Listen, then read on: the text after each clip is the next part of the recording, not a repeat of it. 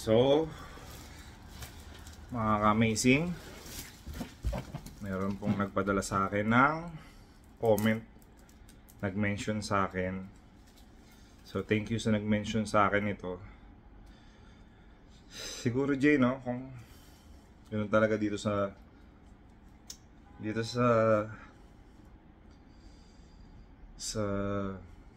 Earth, no? Siguro dito sa Earth, pag may gagawin kang mabuti, meron talagang tao na ano, no?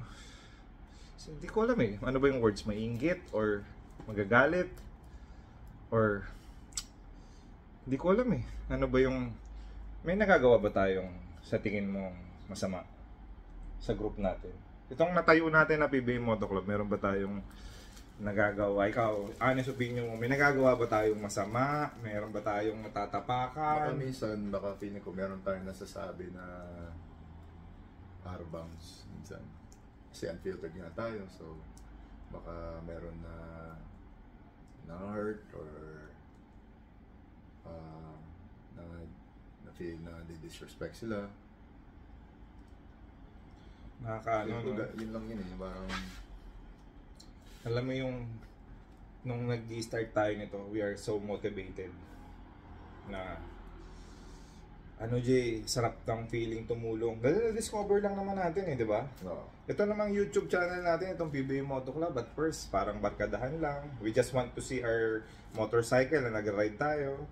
We want to go sa basketball game na nagkukulitan tayo sa basketball. And then we also want to watch it together, di ba? Yun lang mag-start eh. Pero na-discover natin na we can help yung mga tao. And yun nga siguro tama yung sinabi mo na maybe dahil sa sobrang kulitan natin, yan, meron tayong nasasabi na hindi maganda.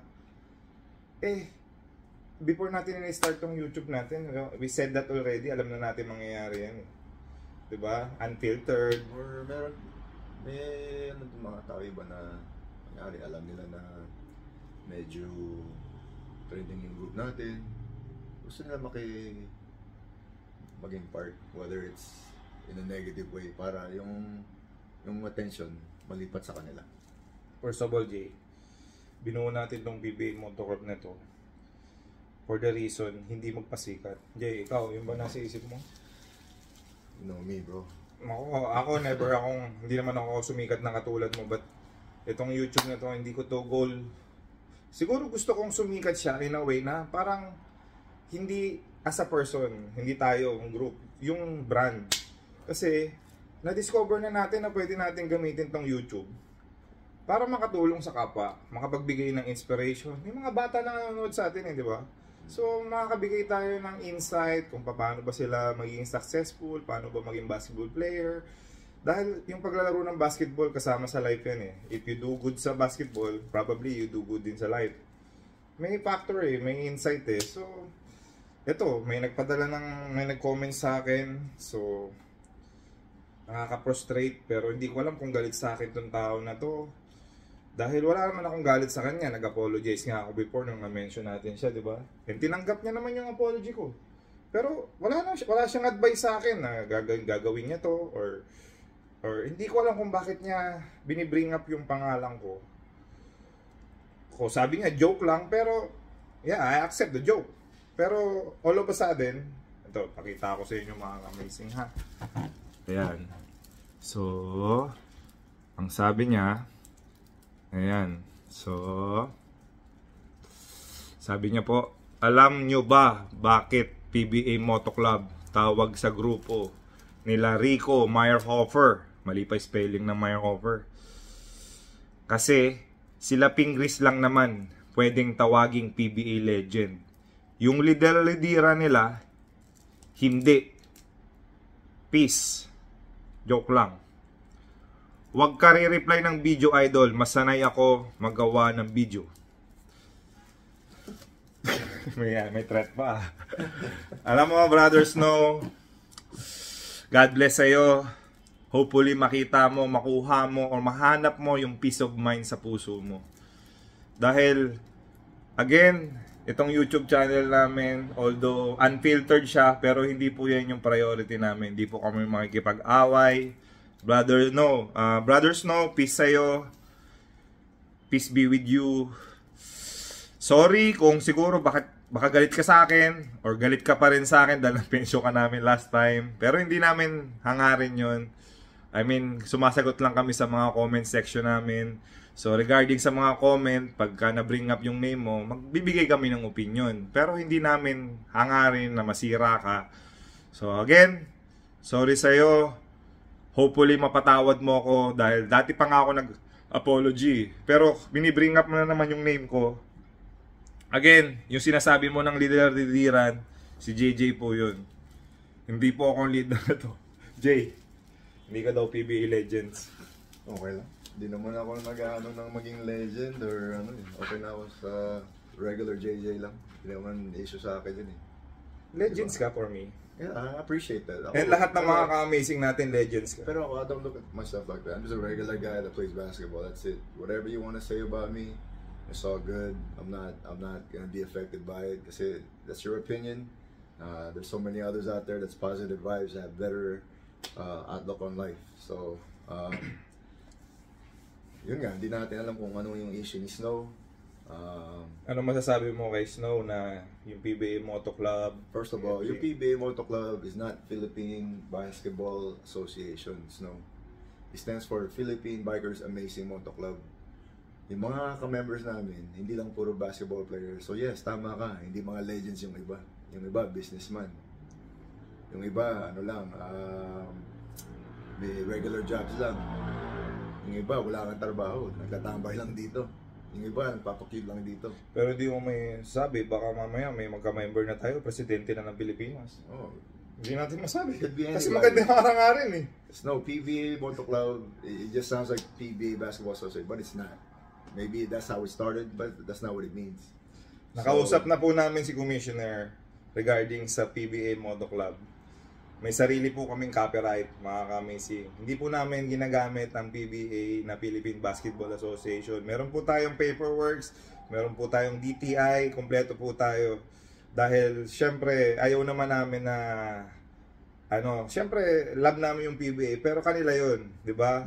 Iba yung priority nila, iba yung hangarin nila.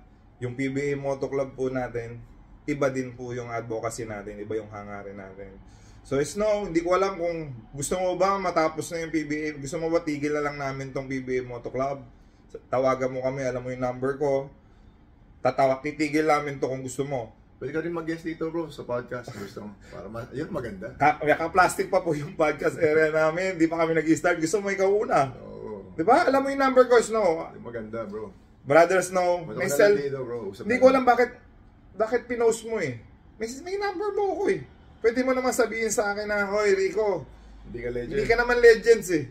Nagli-leader-leaderan ka lang dyan.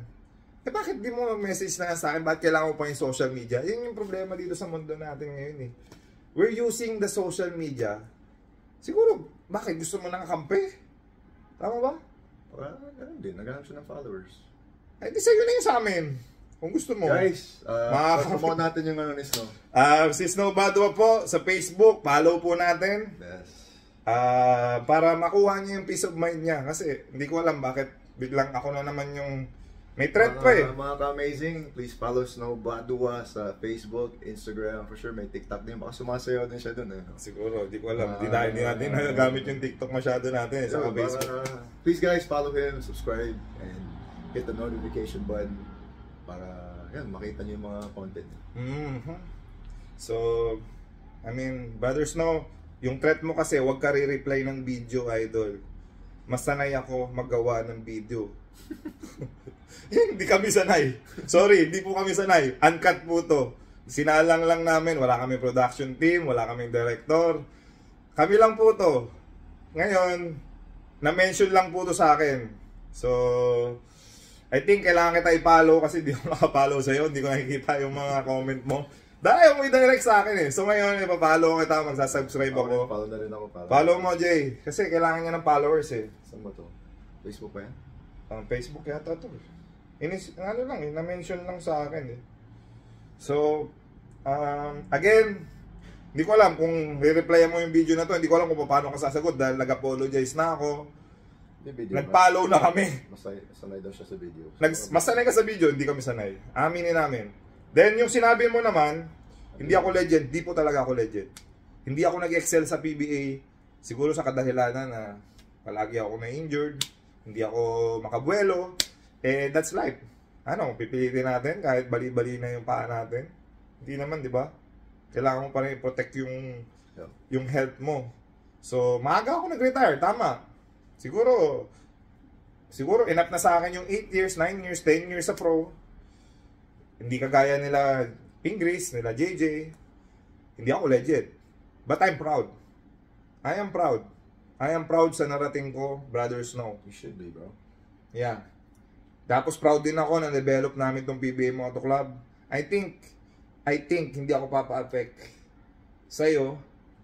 Kahit anong sabihin mo. You think lang? I think, pero lagi kasi ako affected kasi I'm the kind of person na gusto ko lahat love ako. Siguro ito yung club natin. Siyempre, hindi naman maiwasan yung issue, pero at the end of the day, sinusolve namin yung brotherhood namin. Pero ikaw, Brother Snow, hindi ko, alam niyo yung number ko Snow. Brother Snow, alam mo yung number ko, tawagan mo ako.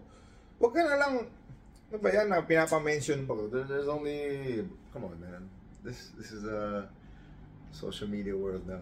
Siyempre, wala na yung number. Kailangan lahat involved eh. Kung may ano, siguro mas maganda siguro sa mundo natin, walang social media, no? Baka mas relax. Maging baliw mga tao pag walang social media. Hindi, yun na nga, na ano na tayo, na-adapt na natin yung social media world. Siguro mas peaceful ka. Walang social media, walang YouTube. Wala din tayo content. It's okay. We still continue. Hanap pa rin tayo ng way para makatulong. Hindi lang naman yung social media. Nagkaroon tayo ng grand opening natin. Nalaman natin ay susuport tayo ng mga ka-amazing natin. Hanggang buong mundo, alam mo yung mga bumibisita sa atin. Anong mga country. Iba-iba. Diba? So, na-realize namin na kahit po wala tong YouTube na to, kahit i-shutdown to, makaka-create pa rin kami ng funds para makatulong sa kapwa. Dahil yung mga charity jersey namin, yung mga income ng HQ natin, makaka-convert natin sa monthly charity work natin. Ba? Do you agree? I agree. Oh, tanggalin natin yung Facebook, tanggalin natin yung YouTube, tanggalin natin ano, may merch tayo. We create. Ito naman kasi yung pinasok natin na HQ. Yung HQ natin, kaya mag-create ng kahit anong jersey or uniform or long sleeves or riding jersey, riding gears, helmet, kinetic. Yeah, so shout out sa mga nagsusupport sa amin sa mga ka-amazing namin. As you can see guys, you're the life support of this club. Diba? So we just want to say thank you guys. And sorry for the grabe bad vibes. Sorry ka rin kay bro, sorry ka kay Snow baka kasi ay Snow, sorry Di ko alam kung anong nagawa ko pero sorry na lang. Sorry na lang. Sana bro, totoo bro. Punta ka dito bro. Gusto ka namin maging guest. Gusto ka namin makausap kasi unfiltered yung bunganga mo. Yung maganda i-guest dito. So yung reach out sana you can come visit us. Yung bunganga mo, Brother Snow, unfiltered. Pasok na pasok ka dito sa PBA Moto Club. Pag nag-usap tayo, pwede mag-ano tayo, mag-intertwine. So, dami pa tayong topic Tingnan mo, dami mga nagko-comment. Halimbawa yan. Kaso, ito, yung kay Rizzy Rivero, yung kay Greg Slaughter, kay Chino Trinidad. So, marami tayong mga comment, mga ka-amazing, pero for now, pinag-iisipan namin kasi napagalitan na po tayo. Lagi tayo napapagalitan dahil siguro if you say something, kahit mag-opinion mo, siguro, Jay, tayo, kasi lumalabas na rin sa social media yung pinag-uusapan natin Tama ba? So lahat po ng pinag-uusap, nakita mo, di ba? Tingnan mo yung mukha ni Gigi. So pag pinag-usapan namin to, patay na naman tayo dyan. Pero nandito na Bakit di naman? Bakit pag opinion natin parang sobrang affected mga tao? Yun nga, baka may na tayo. Baka sila Gilbert Arenas, sila Carmelo Anthony. Sila Kevin Garnett. Ganun din ginagawa nila. Sa tingin mo, na ano sila? Hindi. Wala, Tuloy-tuloy sila eh. feeling ko wala rin silang pakailan eh. Dito meron. Again po, kung mapapanood mo to, yung nagagalit sa amin, we apologize. We cherish you. We love you. We support you. We adore you. But minsan kasi, tinatopic lang namin. Sana i-accept na lang nila no, yung mga opinion. Nasa ano na yan, nasa social media na yan. Kaya nga, pinag-uusapan na to. Pag-uusapan lang. Ang comment lang kami. Pero sa atin nagagalit, pero hindi naman tayo naglabas. Opinion lang naman natin. Hindi nga ako nagsasearch eh. Wala kami researcher, mga kamising. Di ba? Alala mo, nag-guest tayo kay Chang Ami sa ABS-CBN. Ang pinakilala sa atin yung researcher. Hindi nga tayo prepared din eh. Hindi, yung researcher, may specific tao magre-research kung ano yung itatopic nila. Tayo, mini-mention lang sa atin. Ibig sabihin, lumabas na to, nag-trend na. We see it the same time you guys do sa Instagram. Nauna pa sila, minsan 3 days na tayo, 4 days na. Pero, pag naging topic natin, mapapagalitan tayo. Naging problem yun. No? Sana, and then, itong sana, at the end of the day, imagine nyo na lang, nag-topic kami, nasaktan kayo, dahil may siguro totoo, or may something, or merong against kayo sa opinion namin. Pero at the end of the day, yung in-income ng YouTube, nakatulong. Diba? Hindi man ikaw ay natulungan, hindi man ikaw, nagalit ka pero hindi ka natulungan, pero may natulungan tayong kapwa natin na nangangailangan talaga ng tulong. Kagaya nung Reuter, na stroke, diba? Nag-cardiac arrest. Si Jerick Nakpil, survival yung life niya for the colon cancer, kailangan niya lumaban, diba? Yung mga bata na walang parents, yung March charity work natin, Children's Hospital. o sa Children's Hospital, yung 700,000 na funds na nabuhos natin. 'Di ba? So, sana tiisin niya na lang, no? Tiisin niyo po mga amazing kung nagagalit na kayo sa amin. Pero kasi at the end of the day, Bro, di kasi mawala yun. Yung sasabi ko from the beginning. Kahit anong gawin mo, you're always gonna have haters, bro. Lalo na pag relevant ka. Pag hindi ka naman relevant, no one cares. Gets mo? that's true. So, ano topic natin to? Wag na. Natakot na po. Pag mag-trending na naman tayo, wag na lang. Pero gosh, inag-usapan na eh. Ano muna tayo, bro? Chill muna. Hindi ko na kaya. Hindi, mag-ano muna tayo. Mag-break muna, break. Mga amazing, kailangan namin ng peace of mind. Kailangan namin ng... Ano nangyari itong week na to? Ngayong week na to, medyo draining ang tawag. Oo, bro. Ano na ako, alam mo yung namumutla na ako. Tamang puti ko. So, putlang. Gusto na magbakasyon. Parang dumadating nga sa point na. Kung wala lang tayo sa PSL, bro, nasa ano na, Alam mo? Australia. Ano, parang gusto ko na, alam mo, dumating na sa point na, give up na natin.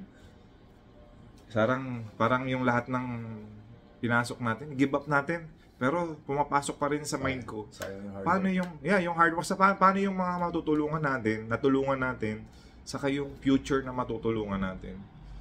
Yun yung nag-aano sa akin eh. So, sa mga ka-amazing namin, na nanonood, sumusupport sa buong mundo po, alam ko buong mundo na yung sumusupport sa amin. Kailangan namin ng motivation nyo. Kailangan namin ng comment nyo na makakapag-lip up sa amin kasi nade-drain na kami. Tamo, si Snow Badwa nga, bigla na lang sumising. Ang dami na namin pinagdadaanan ngayon lately. After nung grand opening namin, nagkasunod-sunod, di ko alam eh. No, pagtapos ng grand opening, no, daming issue, ang daming nagagalit, siguro nga tama kayo pag lumalakas ka na, pagka naramdaman nagaramdaman nila na sakit eh, alam mo yun. Sabi nga sa'yo, bro, when you're trying to do something good and you're influencing others to do good, the devil is gonna find a way to stop it eh. Kasi ayaw nga yung gano'n na everyone's good vibes, ayaw niya yung everyone na tutulong-tulungan. Ayaw ng devil lang ganun. So he's gonna find a way to put an end to it. Mag-away-away lahat. Diba? Doon siya masaya. Kasi nag-create tayo ng good vibes and we're helping others, bro. So sa mundo nito, hindi na parang normal na yung bad vibes ngayon eh. Diba? Parang ni-accept na lang natin, diba? So, patawag na lang tayo magpatalo. Pray na lang natin na mas malakas yung Holy Spirit kaysa yung, alam mo na, diba? Hingi ka ng motivation sa kanila. Yeah, guys. Ako nakaka-motivate kasi yung mga comment nila sa akin. Actually, yes, nakaka-inspire pag when we receive yun nga, mga comments yun na positive. Pero unfair, no? Yung mga daming positive na hindi na nga natin gumagawa ng video para sa mga positive vibes. Eh. Gagawa tayo video ng pero pag mga isang comment negative nila. lang, boom. Yan, video yan. Attention nasa kanya. Nag-multiply, no? Diba? Parang unfair. Nagpo-focus tayo sa yung positive. So, sana mag-comment kayo mga amazing. Comment din kayo kay Snow kasi baka kailangan niya ng comment section niya rin. Lipat po kayo. Kaibigan namin yan si Snow. From PBA days, kakampi namin yan. Naalala mo, di ba? Actually, Snow was really cool with me, man. Exactly. Mine too. Kausap ko yan eh. Snow was a cool dude. He's really, but I don't know. Like I said, I don't know what's going on with his mindset. I don't know. I really don't know. I've never had an issue with Snow. This is 3 minutes ago.